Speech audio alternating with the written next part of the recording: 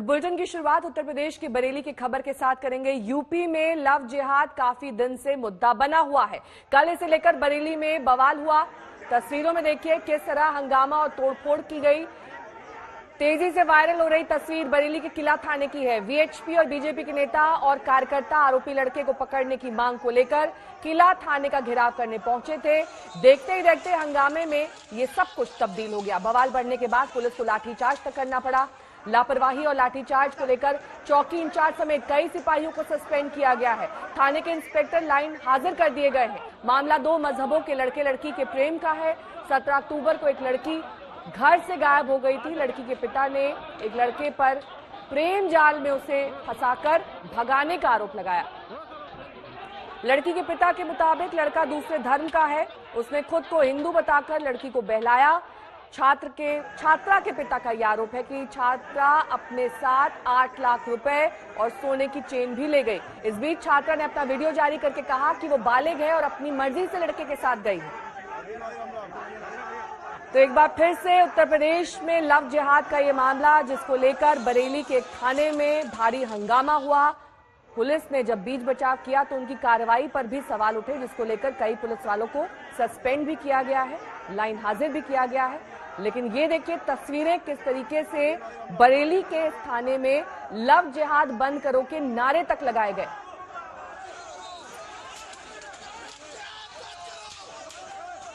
हंगामे और तोड़फोड़ के बीच पुलिस को बीच बचाव करना पड़ा। काफी देर तक दरअसल थाने के बाहर इस तरीके से हंगामा चलता रहा।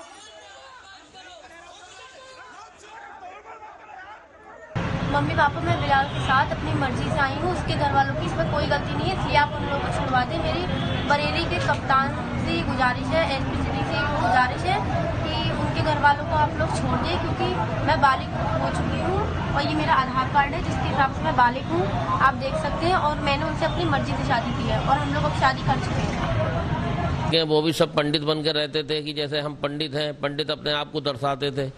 तो जो लव जिहाद वाला मामला चल रहा है हिंदुस्तान के अंदर, उसको अपनाते हुए इन लोगों ने मेरी लड़की को फंसाकर और बहला फुसलाकर अपने साथ ले गए हैं, जिसमें मेरी लड़की अपने साथ में 8 लाख रुपए और 3 तोले की एक चैन भी लेके गई है। मुझे आशंका यह है कि पैसों की लालच में ये लोग इसकी हत्या ना कर दें।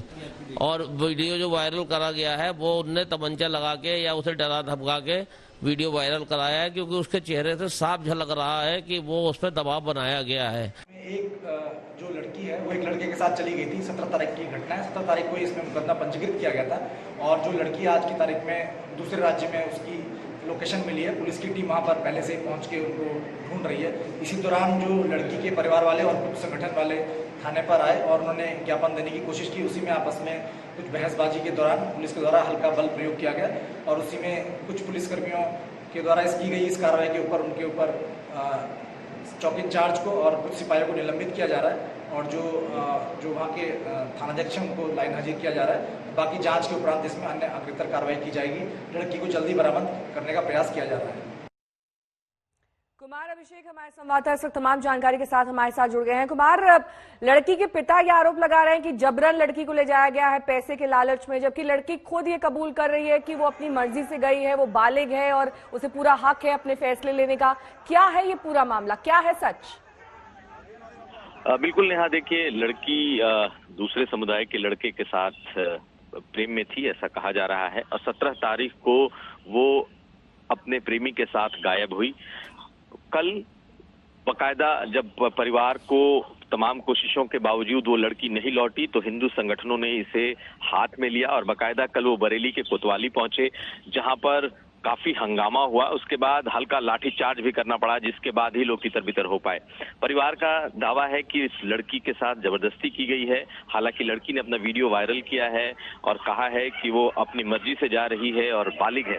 पहले ये भी बताया गया कि लड़की नाबालिग है, लेकिन अब लड़की खुद कह रही है कि वो बालिग है और उसे अपनी मर्जी से जीने का हक है। पुलिस का कहना है कि इस मामले में जल्द ही उस लड़की को वापस लाया जाएगा और न्यायालय में पेश किया जाएगा। लेकिन अगर वो बालिग है तो उसे पूरा अधिकार है अपनी जिंदगी जीने का। बहुत बहुत शुक्रिया कुमार अभिषेक, हमारे संवाददाता जानकारी देते। क्या है ये पूरा मामला यूपी में लव जिहाद और इसे लेकर जो वहां पर प्रोटेस्ट किया गया, थाने के बाहर हंगामा चलता रहा, लेकिन ये मुद्दा अब गर्मा चुका है। कोई लव जिहाद करके कोई लड़का भगा के ले गया। हम सिर्फ निवेदन ये करने आए थे कि उनको बरामद करके उनके परिवार को उठाया जाए, उनको गिरफ्तार किया जाए, कहीं से खोज गिराया जाए। अब कुछ युवा नारेबाजी कर रहे थे और कुछ बाहर के लड़के घुस आए तो उन्होंने यहाँ आकर एक दो कुर्सियां तोड़ दी।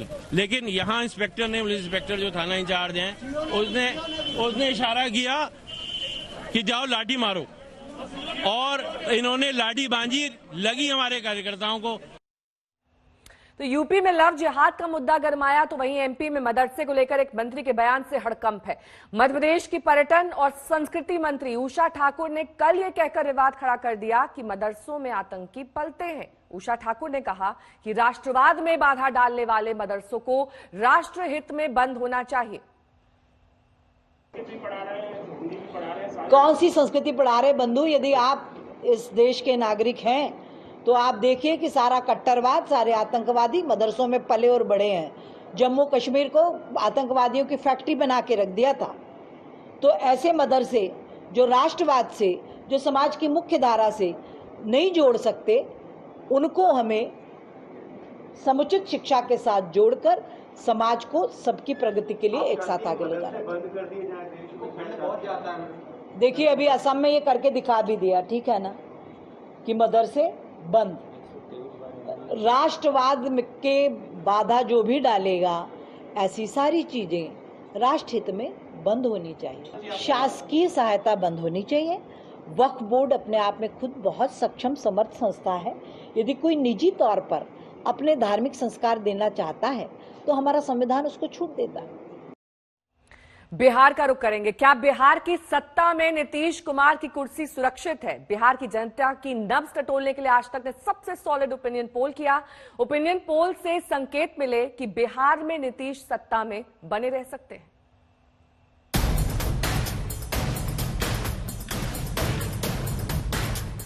बिहार चुनाव पर आज तक का ओपिनियन पोल। बिहार में एनडीए को मिल सकता है बहुमत। क्या बिहार में फिर से नीतीश कुमार? बिहार का पहला रुझान आ गया है। लोक नीति CSDS ओपिनियन पोल के मुताबिक नीतीश कुमार बहुमत के साथ एक बार फिर से सत्ता में वापसी कर सकते हैं। बिहार की कुल 243 विधानसभा सीटों में एनडीए को 133 से 143 सीटें मिल सकती हैं। बहुमत का आंकड़ा 122 है, यानी बहुमत के आंकड़े तक आराम से नीतीश पहुंच जाएंगे। तेजस्वी के महागठबंधन को 88 से 98 सीट मिल सकती है। चिराग की एलजेपी 2 से 6 सीटों पर ही सिमट सकती है। अगर वोट शेयर की बात करें तो ओपिनियन पोल के मुताबिक नीतीश के एनडीए गठबंधन को 38% वोट मिल सकते हैं। तेजस्वी के महागठबंधन को 32% वोट मिल सकते हैं। 6 दलों वाले गठबंधन grand democratic secular front GDSF को 7% वोट मिल सकते हैं। चिराग पासवान की लोक जनशक्ति पार्टी को 6% वोट मिल सकते हैं। लेकिन इस ओपिनियन पोल से दूसरे बड़े संकेत मिल रहे हैं। ये संकेत नीतीश कुमार के लिए बहुत बड़ी चुनौती की तरह है। वो सत्ता में तो आ जाएंगे, लेकिन उनकी पॉपुलैरिटी गिरी है। बिहार के लिए बेहतर सीएम कौन होगा, इस सवाल पर लोगों की राय में तेजस्वी पीछे नहीं है। बेहतर मुख्यमंत्री के लिए नीतीश कुमार को 31% लोग सबसे बेहतर मानते हैं, लेकिन 27% लोग तेजस्वी में संभावनाएं देखते हैं। ये नीतीश से ज्यादा बड़ा अंतर नहीं है। इस रेस में चिराग पासवान हो या सुशील मोदी, दूसरे नेता दूर दूर तक नहीं है। कहते हैं कि लालटेन का युग गया, तो हम कहते हैं कि तीर का युग गया तो मिसाइल का युग आ गया।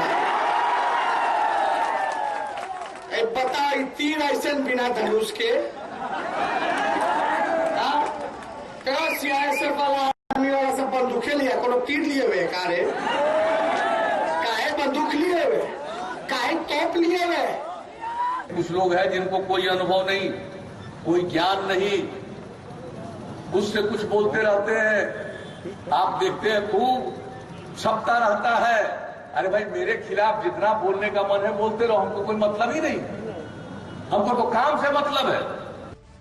नीतीश पर तेजस्वी लगातार हमलावर हैं। उनकी लोकप्रियता बढ़ी जरूर है, लेकिन क्या ओपिनियन पोल से ये साफ है कि सिर्फ व्यक्तिगत लोकप्रियता है? सत्ता में वापसी करने के लिए आरजेडी को लंबी लड़ाई लड़नी होगी। आज तक ब्यूरो। लोकनीति सीएसडीएस ओपिनियन पोल में बिहार की जनता के मिजाज को समझने की पूरी कोशिश की गई। हमने नीतीश कुमार के कामकाज पर भी लोगों की राय जानी। सिर्फ 52% लोग नीतीश सरकार के कामकाज से संतुष्ट हैं, जबकि 2015 के मुकाबले 80% लोगों ने संतुष्टि जाहिर की थी। यानी लोगों की राय 5 साल में काफी बदल गई है। बिहार के मुद्दे की बात करें तो सीएसडीएस ओपिनियन पोल में लोगों ने विकास और बेरोजगारी को सबसे बड़ा मुद्दा बताया है। 29% लोग विकास को सबसे बड़ा चुनावी मुद्दा मानते हैं। 20% लोगों के लिए बेरोजगारी सबसे बड़ा चुनावी मुद्दा है। ओपिनियन पोल में चिराग पासवान की एलजेपी को सिर्फ 2 से 6 सीटें मिलने का अनुमान जताया गया है। आज तक ने जब चिराग से इस पर प्रतिक्रिया ली तो देखिए उन्होंने क्या कहा। इस चुनाव में ज्यादा सीटें नहीं मिली तो लड़ाई जारी रहेगी। शेर का बच्चा हूं, अकेला जंगल चीरने निकला हूं और जब तक अपने लक्ष्य को प्राप्त नहीं कर लूंगा तब तक इस रणभूमि में मैं बना रहूंगा। जो आपने कहा कि आपको ज्यादा सीटें नहीं मिल रही हैं, या आपने मेरे सामने तो कह दिया, पर कुछ ऐसे लोग हैं जिनका आपके इसी सर्वे से उनकी नींदें उड़ जाएंगी। वो लोग तो मेरा खाता खुलने तक की बात कर रहे थे कि इसका खाता नहीं खुलेगा, 1 सीट भी नहीं पा पाएंगे चिराग पासवान, कुछ लोगों के दावे थे। उन लोगों को अगर आप अपना ओपिनियन पोल दिखाएंगे तो उन लोगों को परेशानी होगी। बट दिखाई रहे हैं चिराग, उनको परेशानी होगी, इसलिए उनको मत बोलिएगा कि उनको नुकसान हो रहा है, क्योंकि उनके लिए यही आंकड़ा बहुत बड़ा है। पर अभी मैं आपको इतना बताऊंगा हिमांशु कि अभी तो मैं निकल ही नहीं पाया हूं। अभी तो मैं पिताजी के श्राद्ध के कार्यक्रमों में ही मैं व्यस्त था। आज उनकी 13वीं हुई है और कल से सही मायनों में रणभूमि में मेरा आगाज होगा। रण क्षेत्र में उतरूंगा और अभी आपका पहला ये ओपिनियन पोल मुझे 8 से 10 दिखा रहा है। मैं आपको यकीन के साथ कहता हूं कि जैसे जैसे चुनाव आगे बढ़ेगा आप ही के ओपिनियन पोल बहुत बड़ी संख्या और दिखाएंगे। मैं जनता दल यूनाइटेड से ज्यादा सीटों पर चुनाव लड़ रहा हूं और मैं जनता दल यूनाइटेड से ज्यादा सीटें जीतूंगा, ये आज मैं आपके चैनल पे दावा कर रहा हूं। तो बिहार में प्रचार की जंग तेज और तीखी होती जा रही है। बीजेपी अध्यक्ष जेपी नड्डा ने कांग्रेस पर बड़ा हमला किया। नड्डा ने कांग्रेस को देशद्रोही तक ठहरा दिया। कांग्रेस और आरजेडी के गठबंधन को अपवित्र करार देते हुए नड्डा ने टुकड़े टुकड़े गैंग का जिक्र कर दिया। ये जो गठबंधन है ना, ये माले, ये कांग्रेस, ये आरजेडी, इसको आप साधारण मत लेना। सबसे पहली बात तो यह है कि यह एक अपवित्र गठबंधन है, अपवित्र गठबंधन, अस्वाभाविक गठबंधन है। और ये तीनों के तीनों इस गठबंधन में समाज के प्रेमी नहीं है, समाज को तोड़ने वाले हैं और समाज में अशांति फैलाने वाले हैं। ये बात आपको समझनी चाहिए। मैं कहना चाहता हूं, नाड़ी का नरसंहार याद है ना? आपको याद है कि इचरी में किस तरीके से हमारे राम भक्तों को बीच रास्ते में प्लान तरीके से मारा गया था, याद है ना? ये वही है टुकड़े टुकड़े गैंग, ये वही है लोग जो देश में विध्वंस फैलाते हैं, ये वही है। और सबसे बड़ी बात यह है कि तेजस्वी यादव को तो मालूम ही नहीं है कि आरजेडी तो हाईजैक हो गई, हाईजैक।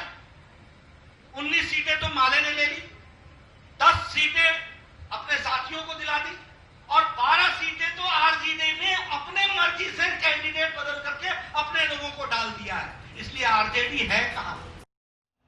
तो हमने देखा है किस तरीके से बिहार के चुनाव प्रचार में भोजपुरी गीतों का तड़का भी लगातार लग रहा है। बीजेपी सांसद मनोज तिवारी ने एनडीए के प्रचार के लिए एक वीडियो तैयार किया है।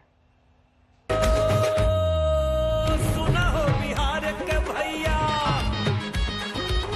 दीदी चाची सब रहवैया, ए हो सुना हो बिहार के भैया, दीदी चाची सब रहवैया, लोकतंत्र के रखवैया। सुना हो बिहार के भैया, ए हो भाभी भैया, दीदी चाची हो, दादा दादी हो, फिर से बीजेपी पे आशीर्वाद बनाओ ये भैया, अपने एनडीए के संगे कदम बढ़ाओ ये भैया, नरेंद्र मोदी जी के संगे मिलके आवा ये भैया, हो अपने मोदी जी के संगे मिलके आवा ये भैया, नरेंद्र मोदी नीतीश जी के साथ निभावा ये भैया, फिर से एनडीए के संगे कदम बढ़ावा ये भैया, नरेंद्र मोदी के अभियान में मिलके आवा ये भैया, यहाँ से आगे बढ़े बिहार प्यार बरसावा ये भैया।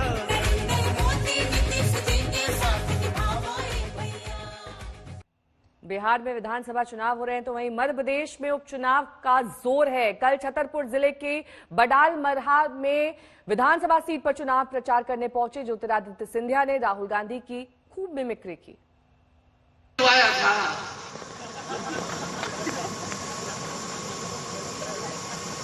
और मंच पर आके कहा था 10 दिन के अंदर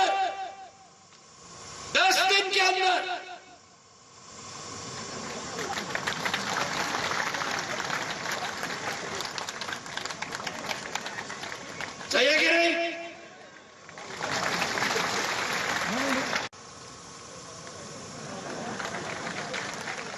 चाहिए कि नहीं?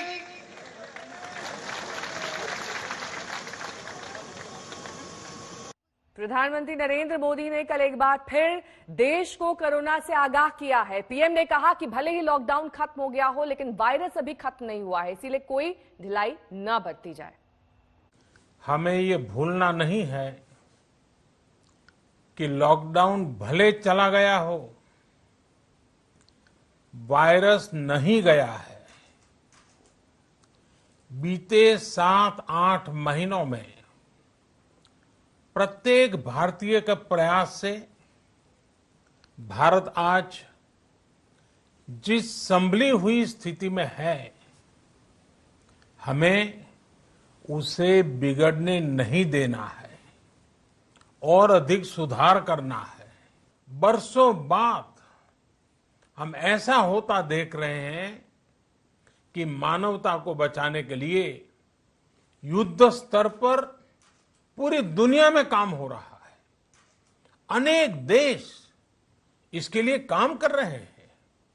हमारे देश के वैज्ञानिक भी वैक्सीन के लिए जी जान से जुटे हैं। भारत में अभी कोरोना की कई वैक्सीन पर काम चल रहा है। इनमें कुछ एडवांस स्टेज पर हैं, आशास्पद स्थिति दिखती है। साथियों, कोरोना की वैक्सीन जब भी आएगी वो जल्द से जल्द प्रत्येक भारतीय तक कैसे पहुंचे, इसके लिए भी सरकार की तैयारी जारी है। एक एक नागरिक तक वैक्सीन पहुंचे, इसके लिए तेजी से काम हो रहा है।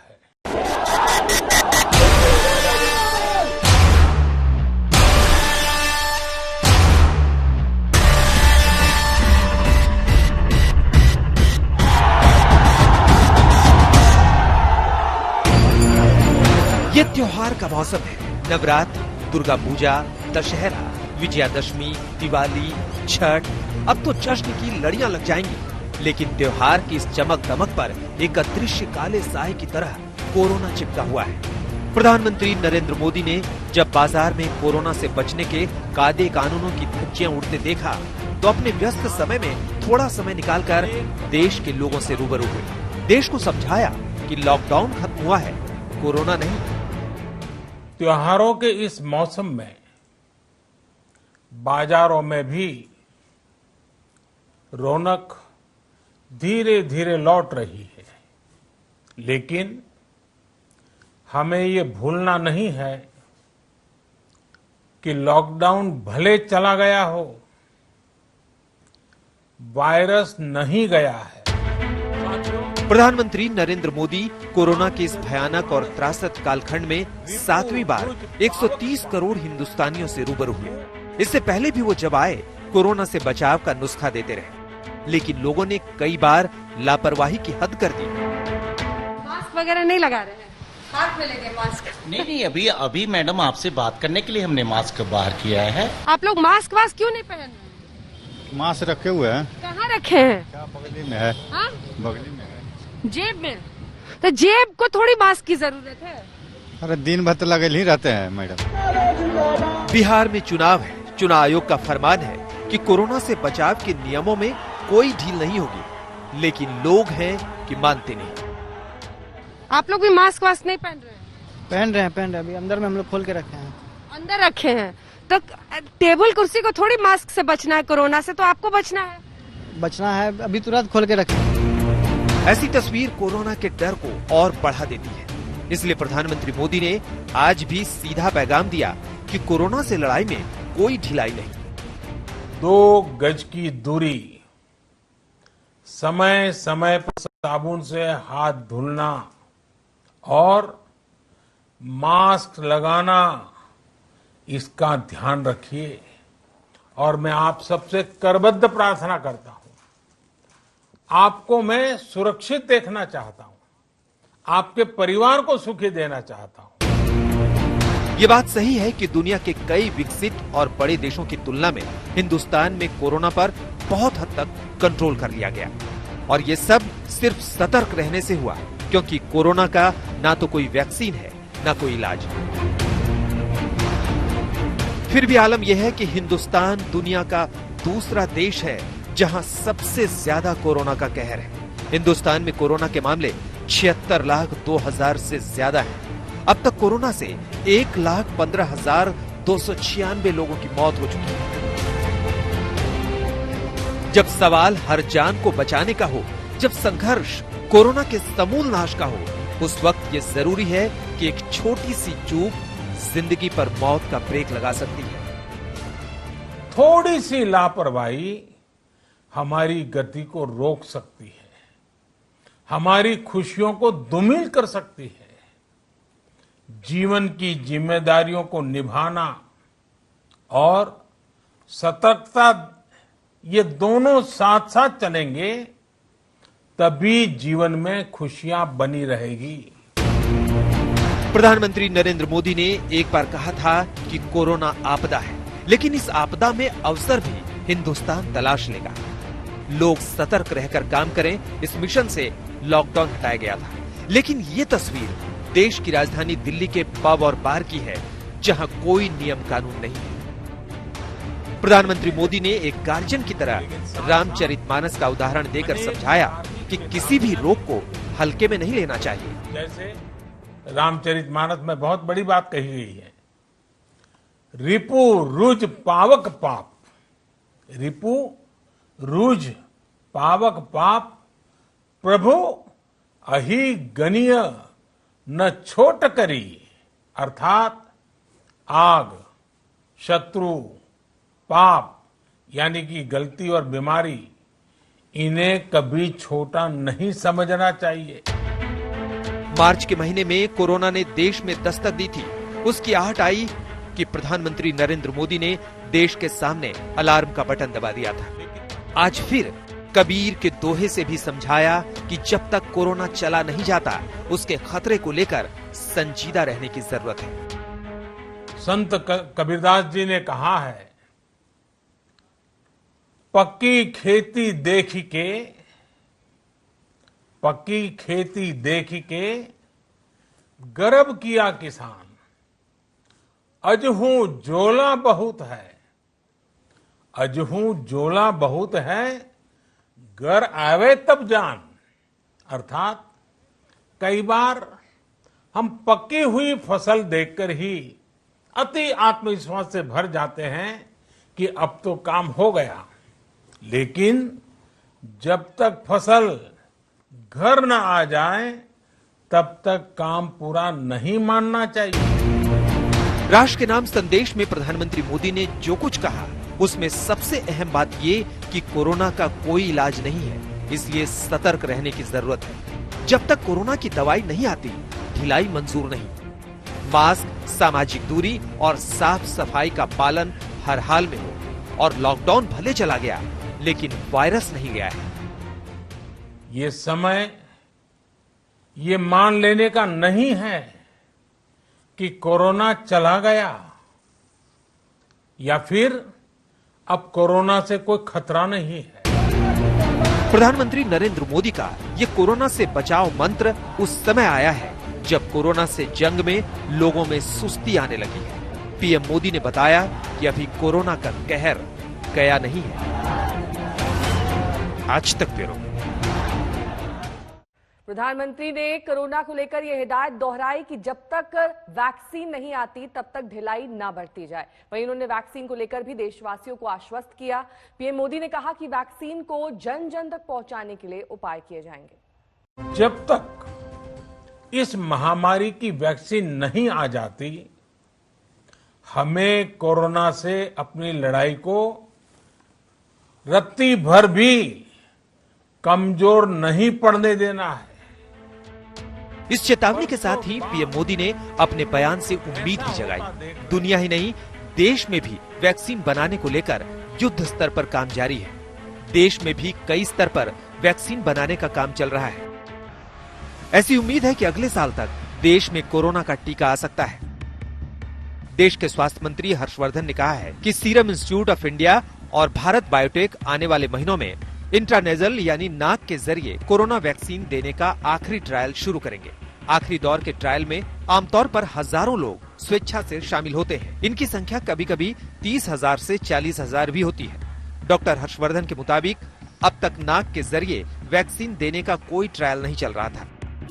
स्वदेशी वैक्सीन में वक्त लग सकता है, उससे पहले रूस की कोरोना वैक्सीन स्पुतनिक 5 आ सकती है।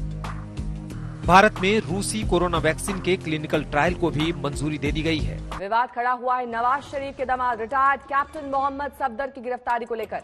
कराची में विपक्ष की रैली के बाद 18 अक्टूबर की रात सफदर को होटल से गिरफ्तार किया गया था। आरोप यह है कि पाकिस्तानी सेना के अफसरों ने सिंध के आईजीपी मुश्ताक महार के अपहरण कर लिया था और उससे जबरन शरीफ के दामाद सफदर के खिलाफ एफआईआर पर दस्तखत लिए गए थे। इसके विरोध में सिंध पुलिस के आईजीपी मुश्ताक महार ने छुट्टी पर जाने का ऐलान कर दिया था। आईजी के नक्शे कदम पर चलते हुए सिंध के 50 से ज्यादा पुलिस अधिकारियों ने छुट्टी का आवेदन कर दिया है। इस बगावत के बाद सेना ने मान मनोवल का मिशन शुरू किया। ताजा जानकारी यह है कि सिंध के आईजी छुट्टी टालने पर राजी हो गए और अपने अफसरों से कहा है कि फिलहाल 10 दिन तक वो छुट्टी पर ना जाएं।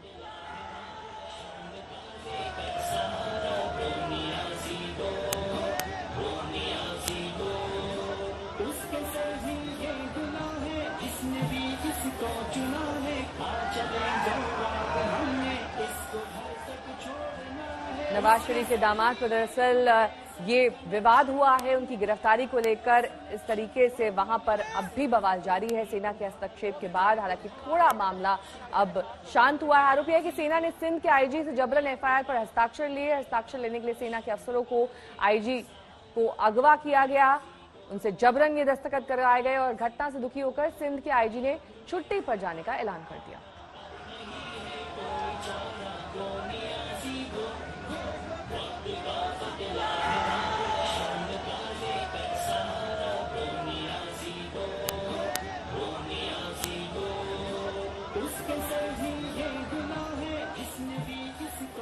अब ट्वीट आपको दिखा देते हैं जो किया गया है सिंध पुलिस की तरफ से। 18-19 अक्टूबर की रात जो दुर्भाग्यपूर्ण घटना हुई उससे परेशान होकर अब आईजी सिंध ने छुट्टी पर जाने का फैसला किया है और साथ ही सिंध पुलिस को मिले अपमान के विरोध में सभी रैंक के जवान और अफसर छुट्टी के लिए आवेदन करेंगे।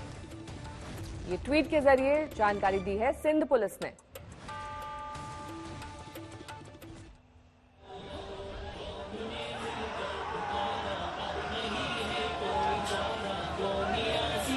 पुलिस की बगावत पाकिस्तान में और फौज के खिलाफ उनका गुस्सा